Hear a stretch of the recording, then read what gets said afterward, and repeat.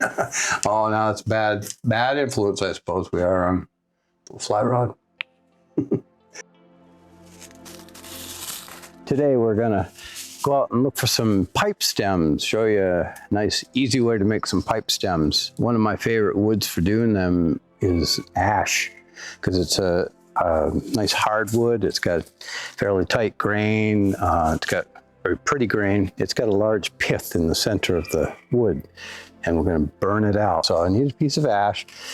This is early in the leafing out process. A lot of the trees have gotten their leaves, but ash comes a little slower. This is a young one, and a little behind.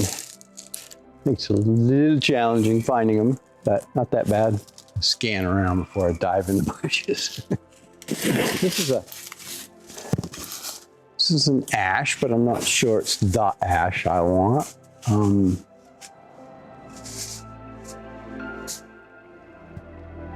This is a great little mess here to hunt for things in. This has got potential, but not really.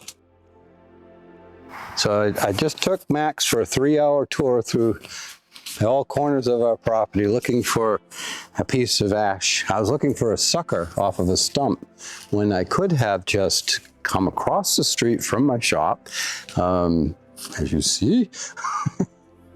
And here's a great example of it. This is an old ash tree that I had cut down years ago, and it just won't give up the ghost. And on here, you have these really nice, slender little stems, and this one's dead, so I won't bother with it. But there's a couple here that I will. I'm looking for a Hobbit style pipe stem, and then I'll make a Hobbit style pipe. I'm gonna cut this one off. It's kind of tucked in an odd place here. These suckers, they grow so fast because they've got this great root network underneath to support them. You can see, we were talking about the pith. There is a nice big pith in this one. It's already got the sweep that I'm looking for. I'm going to cut it off here because where a limb comes in, that generally messes with the core a little bit, makes it kind of hard to get through with the wire. I'm not going to cut the rest now, but I've got, this wouldn't be a bad one for a larger size pipe. You could probably burn past these little limb joints here, but that's the showstopper. But next year, all 4 of these will be potential pipe stems. So I'll leave that one right where it is. So we'll go make us a pipe stem.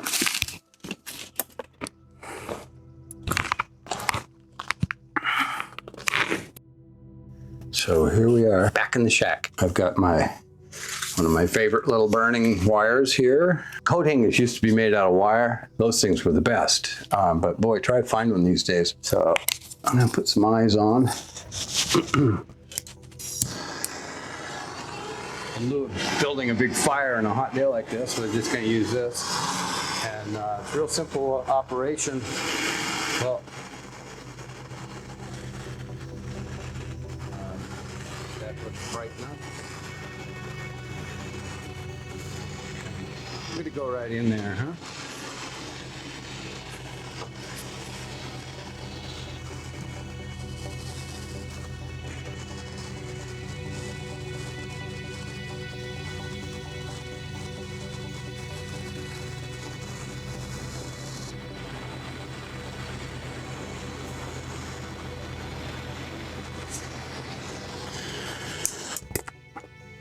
Yeah.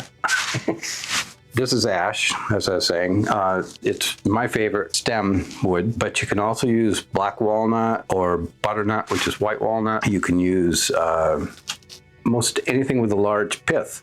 So the best thing to do is to snoop around and see what you can come up with as you cut little saplings and so forth. You just need a big pith there. This is peeling season, so the bark just comes right off nice. Don't need any fancy tools.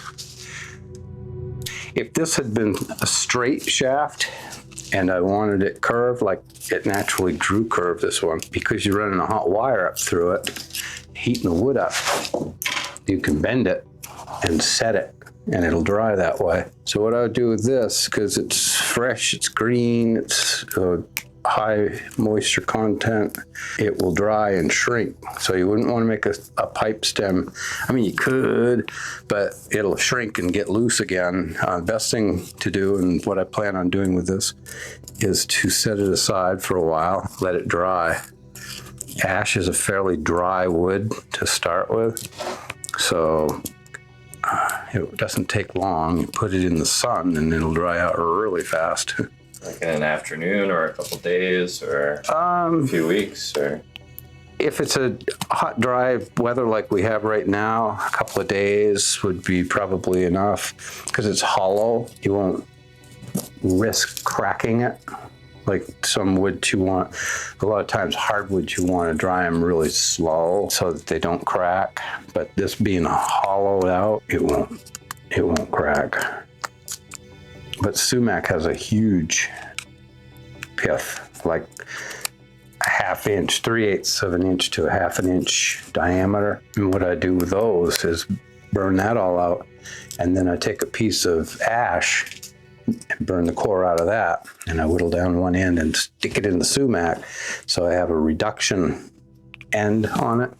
And you use them for blowing on, well, like when we burnt the cup out, use it for a blowpipe. What we're going to do today is make a cup. So that's pretty much a little Hobbit stem, if ever there was. And of course, when it dries down, make the pipe and whittle it down to fit. But right now, it's serviceable. This is one that I did a couple of years ago. And it's got a stone bowl, pipe stone. If you want to know why pipestone is called pipestone, just ask us. Yeah, I think we've mentioned it once before. But yeah, beautiful material. So that's how it comes out. Great, nice blonde pipe. You can decorate them up if you want to. Paint them, wood burn them, wrap beads around them, porcupine quills, whatever you want to do. But it's nice because it cools the smoke off too as it comes up to you. Not like a cigarette, it's got 1200 degrees, an inch and a half away from your face. But that's pipe stem. This is another piece of ash that, again, with the pith, I just burned it out like that, but it was a bigger stick. So I shaved it down and made a nice flat stem. Did some wood burning and some painting. And on this one, I ended up putting a horn stem on it because it would be stronger going into a stone bowl. So that's just another idea of what you can do with the ash for pipe stem.